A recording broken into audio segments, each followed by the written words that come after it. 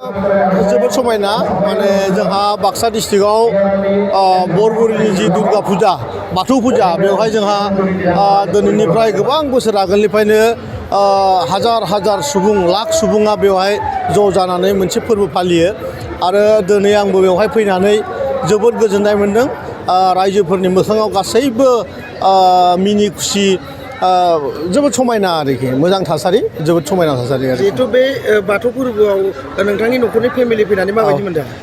बेनो दिनै जोंबो आंनि गथ' गथाय आंनि हिन्जाव आंनि गासैबो न'खरनि सोद्रोमाफ्रा दिनै बे बाथौआव जि फोरबो जोंहा दुर्गा फुजा जों बेवहाय फैनानै बिनि जि जोंनि कमिटिनि बिथांमोन दङ आरो रायजो राजाफोर दङ बिसोरजों जोंबो जयैनो फुरथि खालामनो फैदों जोबोद मोजां मोनदों आरोखि। जिहेतु माखासे मेलाफोराव बिदिनो जौ जुवा बायदिसिना सोलिदों नाथाय बेवहाय जेबो सोलियाखै जोबोद मोजां जादों। बुंनो थाङोबा आरो बे सैथो बिटिआरनि भितरावनो बयनिसायबो एट्राक्टिभ आरो बयनिसायबो नोजोर बोथाव बे जोंनि दिनै बरबुरिया मोनसे नोजोराव गोलैनाय मोनसे बाथौ फोरबो। बिटिआरनि गासैबो हालामावनो एसे एनै हयथ' बहाबा दिनैहालागै जौ बा जुवानि थासारिया अबेबा नङा अबेबा जोङो खोनादों खिन्थु बरबुरियाव जिबायदि मोनसे थासारिजों बेनि कमिटिफ्रा दिनै 25 बोसोरनिबो बारा जाबाय 39 बोसोरनिबो बारा जाबाय बेबायदि मोनसे माने परिस्थिति बेबायदि मोनसे परिबेसखौ हमथादों। दिनै आसामनि गोबां रायजो राजाफ्राबो बे खोथाखौ मोनथिनानै गोमोदों आरो बेवहाय मोनसे बिराद मोजां मोनसे बेवहाय मोनसे बेबस्था दङ।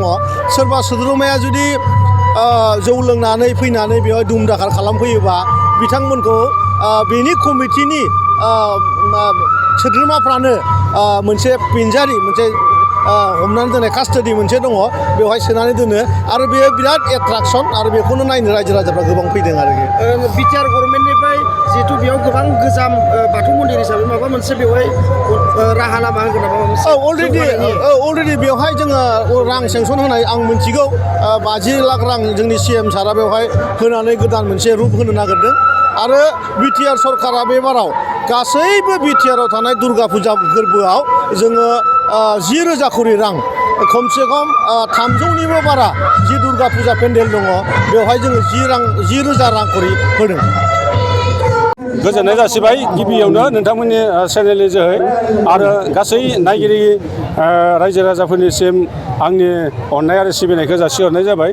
जों दिनै 30 बरबुरि आन्सलिक बाथौ फुजाखौ जोङो 8 साननि हाबाफारि लानानै गाजा गोमजायै खुंफुंनो आखायाव लादोंमोन। दिनै जोंनिया बेनि जोबथि सान बे जोबथि सानाव जोङो दिनै दान्दिसे समनि उनावनो जोङो नैबे फुजाजों लोब्बा लानानै लटारि होनाय जादोंमोन। जोङो बे लटारिखौ दान्दिसे समनि उनावनो होनायनि रोजा रोजा सुबुंनि रायजो राजाफोरनि नुजानायनि गेजेरजों होनायनि जों राहाखौ लागासिनो दङ।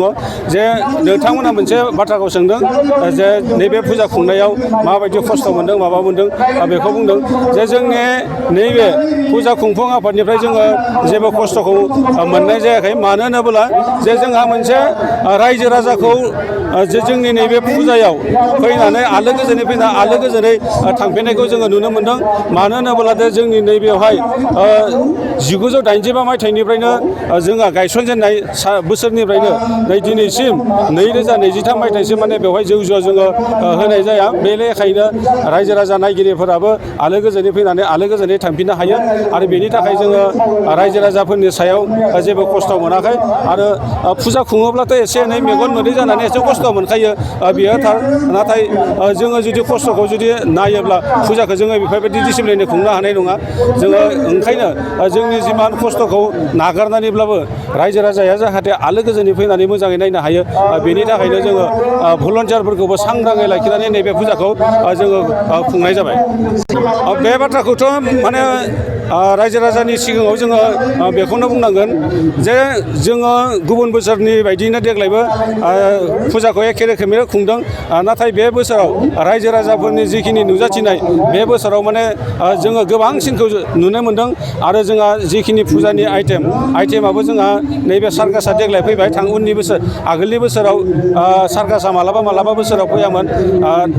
नैबे सार्कास थानायनि थाखायबो फैदों आरो मिना बाजाराव माने गोबां नायनो हानाय जानाय मुवाफोर दङ उन्दै बैसोनिफ्राय बोराय बैसोसिम रंजानो हानायनि मोनसे बेवहाय बेबस्था दङ आरो नैबे जि एक्सप' लाबोदो एक्सप'आव माने जोंनि आसामनिल' नङा गोबां माने गुबुन गुबुन रायजोनिफ्रायबो बेवहाय बाहागो लाफैदों आरो ओंखायनो रायजो राजाफोरा जायफोरानोखि फैदों बेवहाय रायजो राजाफोरा बायनानै आरो नायनानै मोजां मोनदों बे लेखायैनो हरफ्रोमनि हाबाफारियावबो रायजो राजाफोरा लैहोर लैहोर फैनानै जोंनि नैबे फुजायाव फैनानै गोजोननायखौ मोन्दों होननानै जोङो मिन्थिनाय मोन्दों नंगौ बे बाथ्राया जे जोङो बोसोरफ्रोमबो जोङो मोनसे जोबसालि बानायनाय जायो आरो सोरबा जुदि बांद्राय दुस्थ' खालामोब्ला आरो जोंनि नैबे डिसिप्लिनखौ सिफायनो नागिरोब्ला बेखौ जोङो भलन्टियारफोरा हमनानै बे जेल सिङाव जोङो सोनानै दोननाय जायो आरो जोङो नैबेखौ जों खटखटिया लाखिबाय थाखादों जे जोंनि नैबे फुजा खलाल' नङा फुजानि एरियायावल' नङा फुजानि सोरगिदिं गोजान गोजान थानायावबो सोरबाबो जुदि जौ फानोब्ला आरो जौ जुदि सोरबा लोंखोमायोब्ला बेवहाय जोङो भलन्टियारफ्रा थाङै नागिरनानैब्लाबो जों बिनि सायाव एक्सन लानाय जायो। गाव गावनि देहाखौ गोग्गो आरो गोख्रों खालामनो गोसो गुदुं लाइमोन एबा सुबुंफोरनि थाखाय मोजां खौरां क'क्राझार सोहोरनि खोदोमथलायाव लानानै फैदों फिट सिटी मुंनि मोनसे जिम सेन्टार सोरांस्रि नार्जारिनि गोदानै बेखेवजानाय फिट सिटी मुंनि जिम सेन्टाराव फैनानै नोंथाङा नोंथांनि देहाखौ गोग्गो आरो गोख्रों खालामना लादो।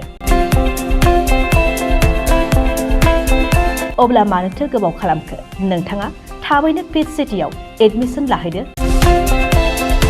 आबुंसिनै मिन्थिनो थाखाय 7896710934 नङाब्ला 9706677961 मबाइल नम्बराव कल खालामनो हागोन।